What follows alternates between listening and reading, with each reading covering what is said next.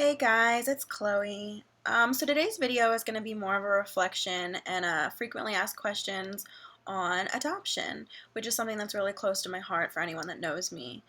Um, so to preface, adoption's just been on my mind a lot in these past couple of days.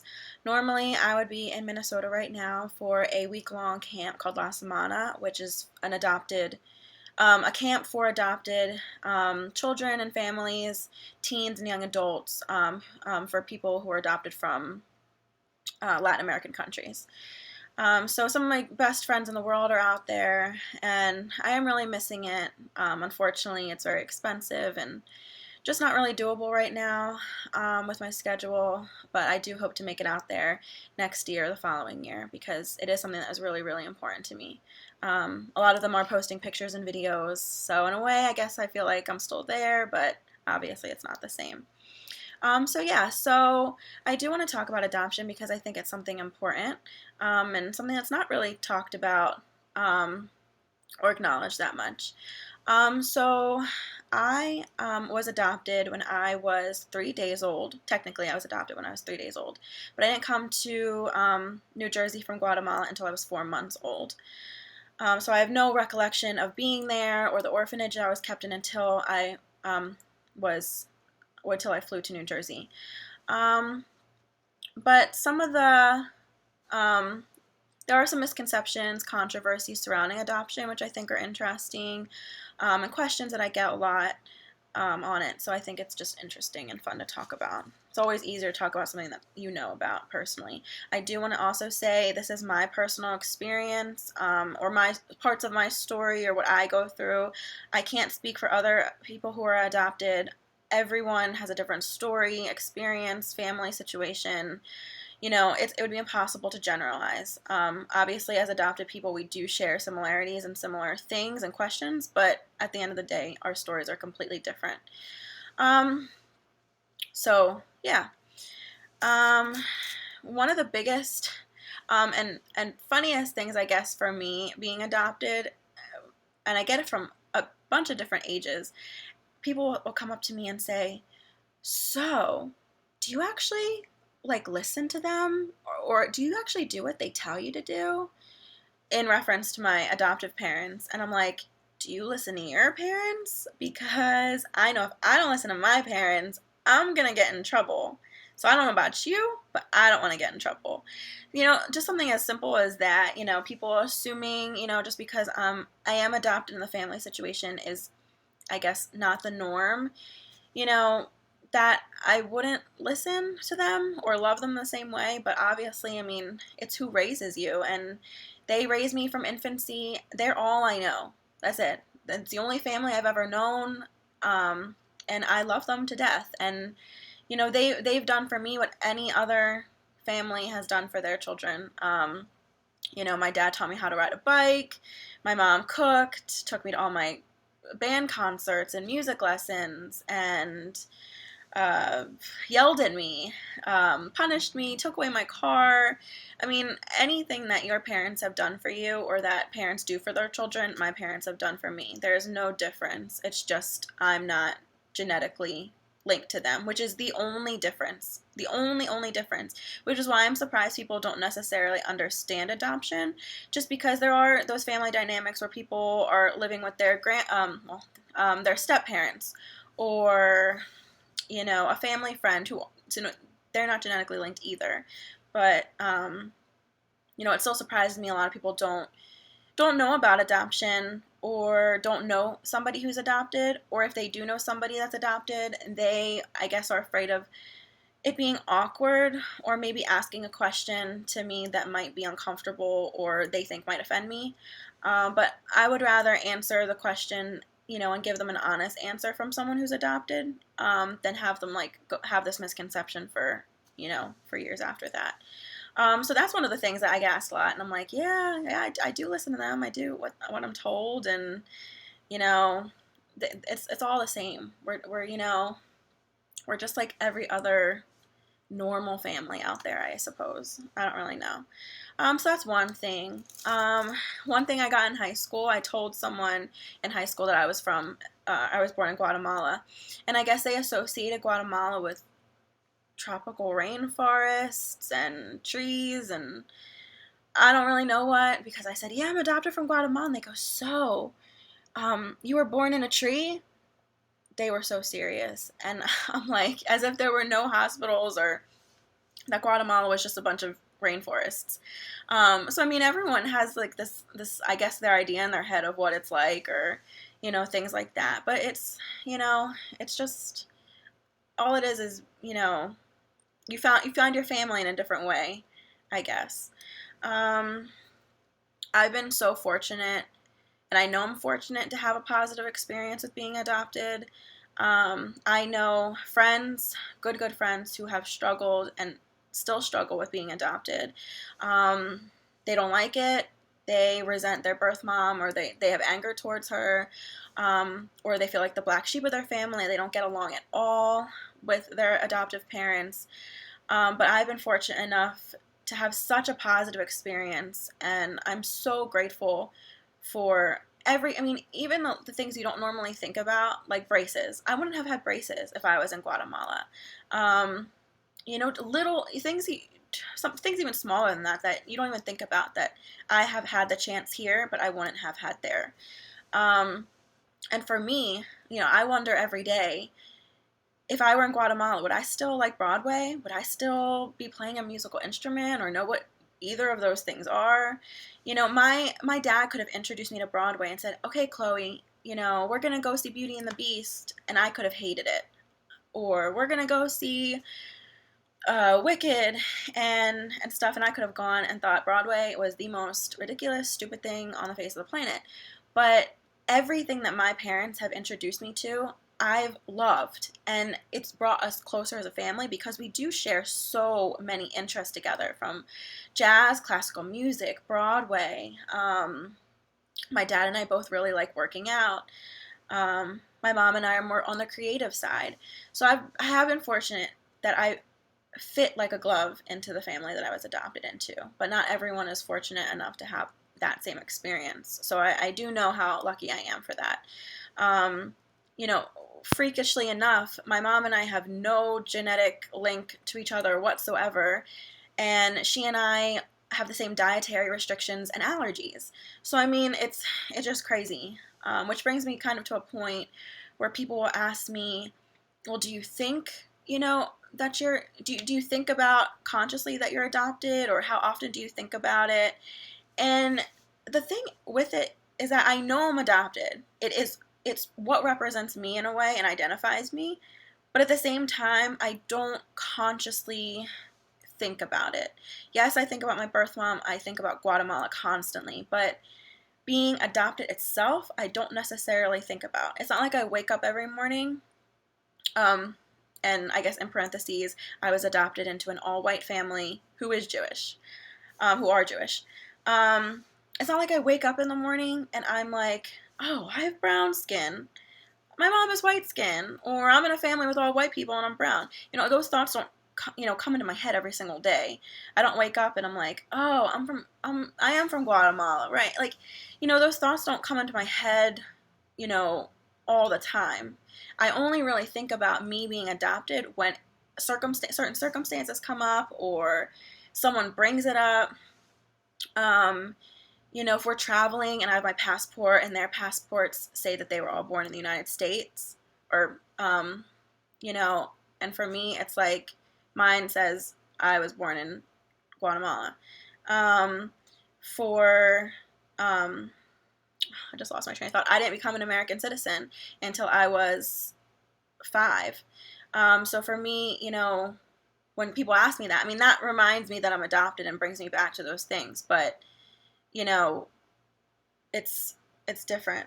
Um, and then that brings me to another point where I guess people point out for me that I'm adopted. Like, I don't think about it myself, but other people obviously notice it more than I do. My mom is extremely fair-skinned, bright blue eyes, blonde hair. We couldn't be more polar opposite in looks if we tried or wanted to. So a lot of times we are strikingly different, so when we're out together, I guess people don't assume that I'm her daughter, even if it's just the two of us and we're out to eat, oh, this is your daughter? Yes, this is my daughter.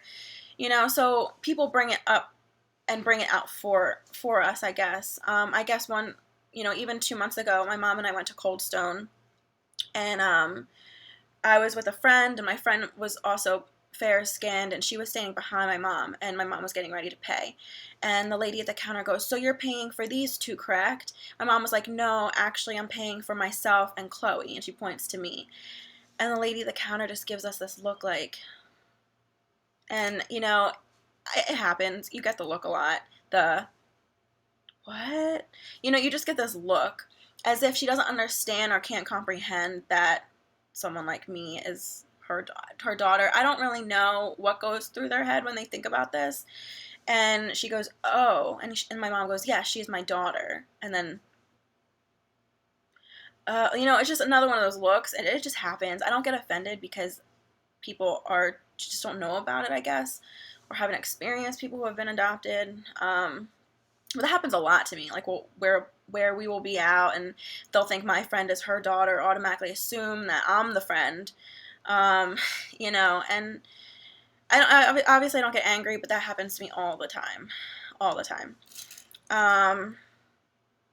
Whereas, I know someone I went to La Semana with. He grew up in a very affluent, white neighborhood, and he was driving home late at night in a very expensive car. And obviously he's from Latin America, so obviously you don't have to be tan, but he is tan, and has skin similar to mine. And he was driving home, and the police stopped him for no reason. He wasn't doing anything. He was literally right around the corner from his house. And the police officer stopped him, asked him for everything, all his information, didn't believe him when he said that he lived right around the corner and that he was going home. The police officer was very rude to him and assumed that he was up to something, followed him home, even walked up to the door of the house, knocked on it. Meanwhile, it's really late at night. Knocked on the door. His father comes to the door, and the police officer says, I'm so sorry, sir, to wake you up this late at night, but he says he's your son. Total doubt, total disbelief, and the father goes, yes, he is. It's just craziness to me, as if this Latino boy can't be living where he's living, or it's just the thoughts that people go through people's heads, and that's, brings me to a huge controversy in the adoption world in general, which is interracial, transracial adoption.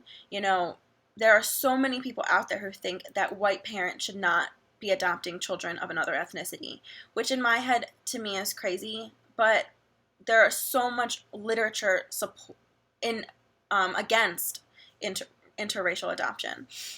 I did a whole research paper on it, because the amount of research and literature I found not supporting it and talking about the behavioral damages and the detriments it would do to the child. It was just, there was so much on it.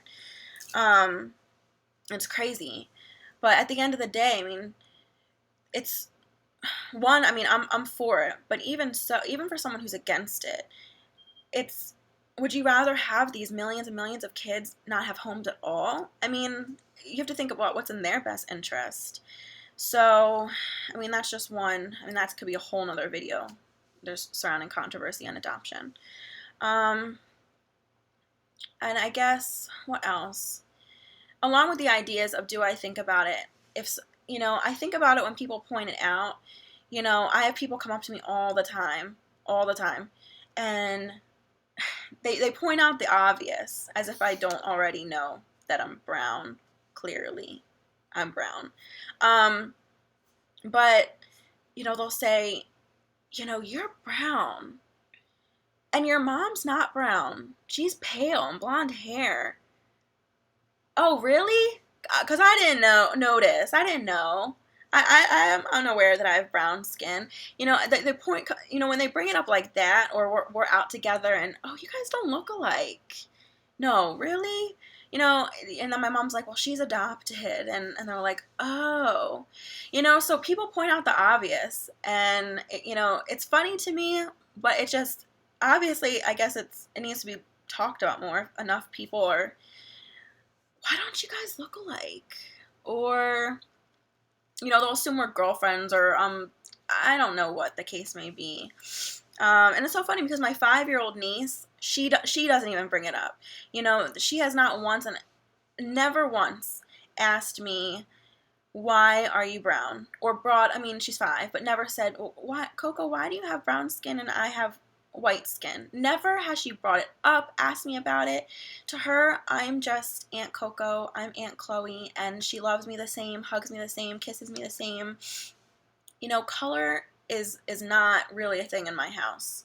My family, my aunts and uncles, I have a huge family. No one has ever made me feel different, you know, for being adopted.